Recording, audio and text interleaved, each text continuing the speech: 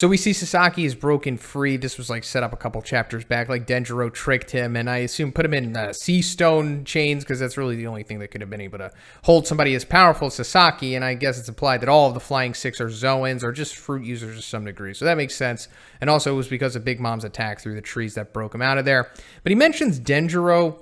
And it's more like he was like offended or like, I mean, he says, betray weighs heavily on me. So, I mean, maybe this is setting up a future battle between Sasaki and Denjiro, but I just assumed that Denjiro was going to be sticking with the scabbards and fighting Kaido and maybe even die there possibly. But I mean, that could happen, but also this is just further setting up that they're going to have another powerful adversary here, him rejoining the Flying Six and Kaido's forces. So just, be on the lookout for him. But then we're coming back to the scabbards going against Kaido, and it's still taking its time to get there. We just see the Minks going against Kaido's forces. There's like a numbers there, and there's like other beast pirates and all that stuff.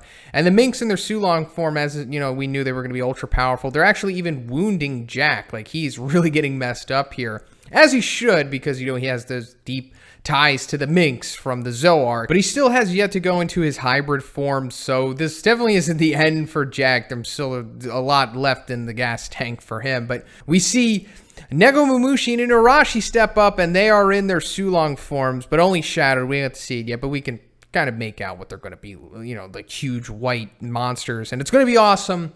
Are they going to defeat Jack? I hope so. It would make sense that they did, considering this has been set up since Zo. But it's eventually going to come down to them probably losing to Kaido eventually. So now we come to that interesting sequence between X-Drake and Hawkins, where X-Drake's basically like, hey, Hawkins, I wouldn't be mad if you just betrayed us right now. So, you should probably do that. And also, giving us more insight into how Hawkins came to be a part of the Beast Pirate. But he says, there's 1%. That's the probability of a certain man living until tomorrow. So, of course, he doesn't say the name. And we're, I guess, led to believe that he's talking about X-Drake here. But knowing Oda, this could be a red herring.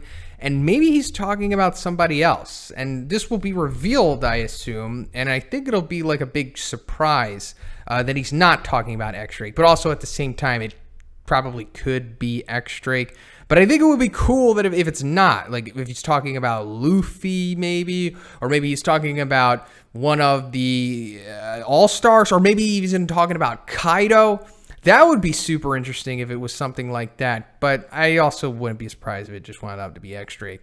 So we also see King and Queen kind of like getting their soldiers in line, I suppose, the Flying Six, namely, where they're like, look, forget about that stuff we were talking about where if you get Yamato, you're going to fight us.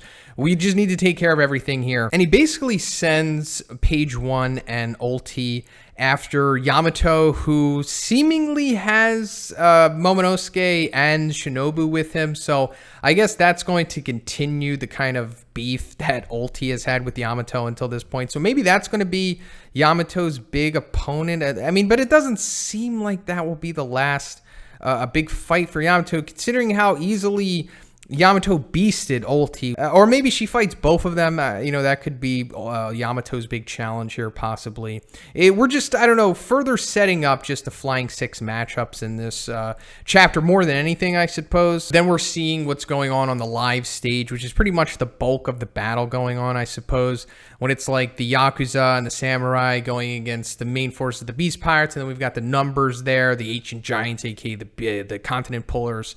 We also see the Oniwabanshu, the ninja, the rival ninja group led by the Fukurokuju guy, everyone going against each other. Fukurokuju, interestingly enough, is focused on in this sequence. You might even miss it if you're not really paying attention that much. His one underling dude, I forget his name, he looks over to Fukurokuju and he kind of turns around and walks away.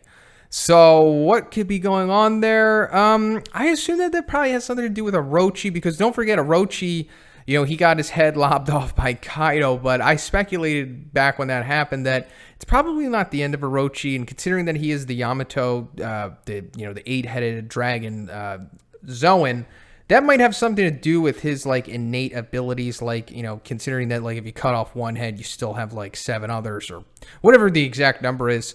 So I'm assuming that Orochi might still be alive and maybe Fukuroju is going to tend on him or something like that. I just think it's headed in that direction. Then we come back to the numbers fighting, and I guess they're just jobbing to the Straw Hats here, or at least, Luffy, Zoro, and Jinbei at this point, which is fine because this is kind of reminiscent of like what happened when they returned to Sabaody. You know how they got completely owned by the pacifistas, and then when they come back, they completely own them. This is them also going back to like, hey, we all struggled against just one ancient giant back in Thriller Bark, but now we're just owning them, no problem, because, Zoro cuts off his sword, Jinbei showing off his crazy strength, and then Luffy going Gear 4 for the first time since this whole big war has started. And yeah, he just easily pieces up this one guy, which we'll get into that. Because we're coming to the whole sequence with who's who, basically pulling the curtain out or pulling the rug under from X-Drake here. Him and Queen revealing that they do know that he was essentially the traitor here. And it makes sense that, X-Drake would get completely destroyed here because he's going against a Yonko commander and a Flying Six. So it's very unlikely that he would be able to come out on top here. But we also knew that X-Drake was a part of Sword. Basically like the secret undercover Marine division, that Kobe's in, Garp heads and all that stuff. And also, given that, he is close to Kobe, so he knows about Kobe's admiration for Luffy, which is his motivation heading into this final sequence here where he, launches this Hail Mary and breaks out of dire straits here. Does one of his named attacks, the Excalibur, using like one of his, what appears to be like a rapier sword and an axe. Pretty cool. Taking down a number. So, the number is further jobbing to X-Drake here to establish how powerful he is. But we always knew that he was a powerhouse. One of the stronger supernovas for sure. That was established on Sabaody. But then Luffy, we're coming back to him, taking out the number, further jobbing here. But also he's like, you know what, Luffy, let me join you. I'm just a lone guy. I've got nothing left here. So Luffy's probably going to be like, of course, yeah. And then maybe he'll name drop Kobe and they'll be like, Kobe, all right, you're my friend now because you know him.